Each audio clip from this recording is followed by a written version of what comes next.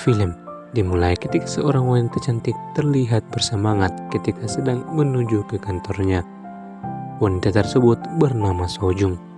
Pagi itu ketika sedang menuju ke kantornya, sebuah bola basket mengenai kepalanya dan membuatnya terjatuh. Ia akhirnya sampai ke kantor yang awalnya cantik menjadi berantakan dan baju yang kotor akibat terkena kopi. Di kantor, asistennya datang membawakan pakaian ganti serba pink dan putih yang akan ia gunakan kebutuhan untuk meeting dengan klien penting. 눈은 더 예쁘죠?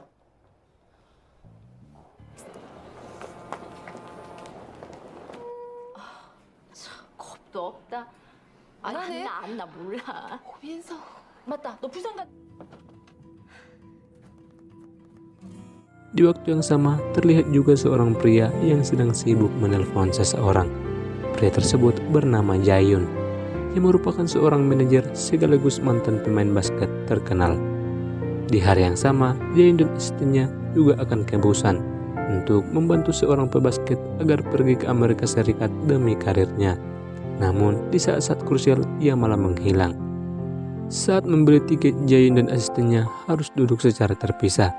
Tak disangka, Sojung dan Jaehyun memiliki tiket kursi yang bersebelahan.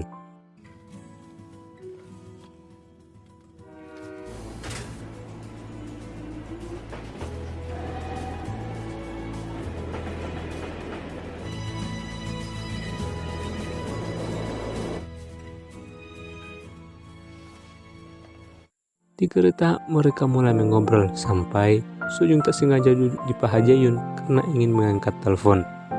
Jaehyun yang seorang playboy pun langsung menggodanya dengan mengajaknya untuk tidur bersama. Namun, Sojung tentu saja menolaknya secara mentah-mentah. Namun Jaehyun tidak menyerah dan terus menggodanya sampai Sojung kesal dan memutuskan untuk pindah kursi. 저기 제 자리인데요.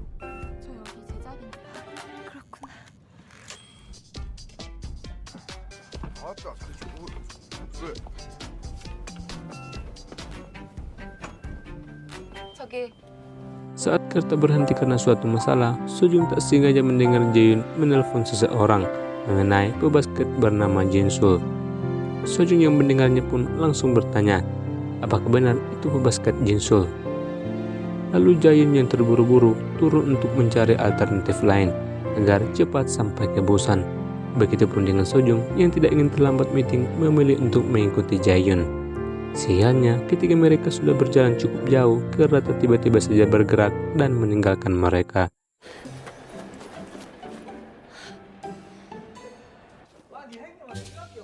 빨리. Lalu mereka meminjam mobil di sebuah bengkel dan menggunakannya ke Busan. Di mobil, mereka tak henti-hentinya berdebat karena Jaehyun terus menggoda Sojung. Sesampainya di Busan, Sojung yang terburu-buru mengambil tas yang salah. Alhasil, ia pun kesulitan dalam presentasinya. Beruntung Jaehyun cepat menyadarinya dan langsung kembali untuk membantu Sojung. 와는 달리 만족도 부분에서 현격한 프로 이상을 달성하고 있습니다. Selesai presentasi, Sojung mampir ke sebuah kedai untuk makan. Tak disangka itu adalah kedai milik bibi Jaehyun. Jaehyun yang kesana untuk mencari Jinsul pun malah bertemu dengan Sojung lagi. Namun sayangnya Jinsul baru saja pergi. 갔대요? 그럼 이제 못 찾는 거예요? 아이, 걱정 마요. 뭐 지가 뛰어. Selesai makan, Jaehyun mengantar Sojung untuk pulang. Dan pada saat yang sama, adik Jaehyun memberitahu bahwa Jinsul sudah ditemukan. Sojung yang mendengarnya pun tidak mau kehilangan kesempatan dan memilih untuk mengikuti Jaehyun lagi. Setibanya di sana, Jinsul ternyata sudah pergi lagi. Lalu mereka mencari di sebuah tempat yang Jaehyun dan Jinsul biasa kunjungi. Namun Jaehyun malah bertemu dengan mantan kekasihnya. 힘들면 그냥 기다려요.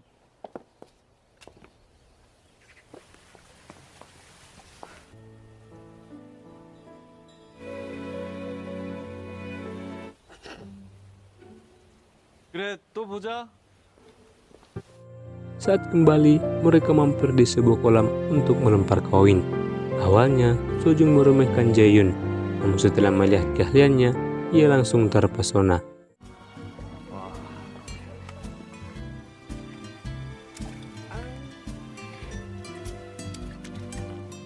우연이겠죠 뭐.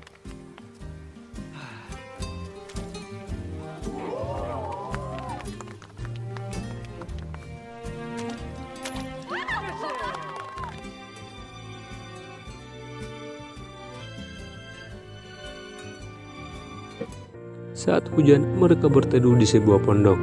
Di sana, Sojung melihat ketulusan Jaehyun saat ia membantunya karena kakinya kram. Ditambah lagi saat ia melihat Jaehyun mengobrol dengan seorang anak kecil.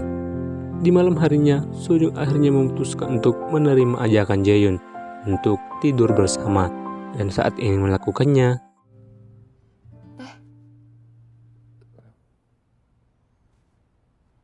내가 뭐 잘못했어요? 아니요. 나 놀리는 거죠? 아니에요, 수정. 내가 잠깐만요. 수정 잠깐만요. 무슨 오해가 Sojung yang kesal memilih untuk pergi. Namun Jaehyun mengejarnya dan menjelaskan semuanya. Beruntung Sojung dapat mengerti. Jaehyun lalu mengajak Sojung ke lapangan basket. Di sana mereka membawa minuman dan minum bersama. Akhirnya mereka pun melakukannya di sana.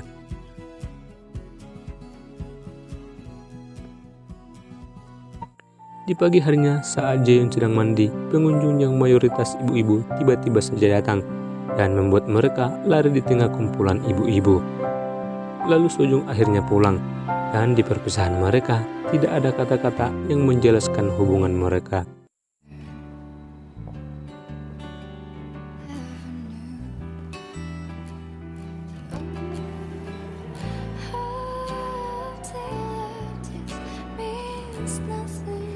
Saat Sojung telah pulang, Jaehyun akhirnya bertemu dengan Jinsul. Mereka mengobrol mengenai karir Jinsul, namun Jinsul berkata tidak menginginkan semua itu dan menolak untuk pergi ke Amerika Serikat. Jaehyun yang mendengarnya pun hanya bisa menerimanya dengan lapang dada. Di Seoul, Sojung bertemu dengan pacarnya dan memutuskan untuk mengakhiri hubungannya. Tampaknya Sojung telah menjalani hubungan selama 10 tahun dan itu tidak berjalan dengan baik. Lalu Jaehyun yang telah berada di Seoul pergi untuk menemui Sojung. Namun Sojung sedang pergi. Lalu Jaehyun menitipkan amplop entah apa isinya. Dan tak lupa ia juga menulis surat. Sojung ternyata berada di kafe dengan teman-temannya. Di sana ia mengobrol mengenai ia yang sudah putus. Lalu teman-temannya bertanya mengenai Jaehyun. Yang Sojung jawab, 그냥 원나잇이었는데? 별로 기억에 남지 않네. 아무래도 나 원나잇 체질인가 봐. 생각해보니까 뭐 그것도 해보니 별거 아니더라. 진정한 친구가 된 느낌인데? Jaehyun yang ternyata berada di sana tak sengaja mendengarnya dan merasa sangat kecewa. Lalu Jaehyun menunggunya di luar.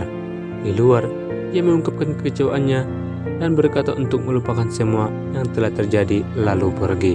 Di kantor, Sojung akhirnya membuka amplop yang diberikan Jaehyun yang ternyata berisi tanda tangan Jinsul. Di malam harinya, Jaehyun yang patah hati terlihat mabuk bersama asistennya. Begitupun dengan Sojung yang terlihat menangis setelah curhat dengan temannya. 그 사람 만났어. 내가 또 상처받을까 봐.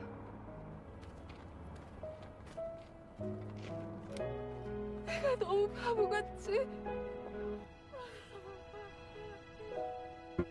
Keesokan harinya, Sojung baru diberitahu bahwa masih ada surat yang dititip bersama dengan amplop. Lalu Sojung mencarinya dan periksa ulang yang berisi Sojung yang melihatnya langsung mengejar Jaehyun yang hendak pergi lagi. Di stasiun, Sojung kehilangan harapannya setelah melihat kereta yang baru saja pergi. Namun, keajaiban terjadi saat Sojung menoleh ke belakang.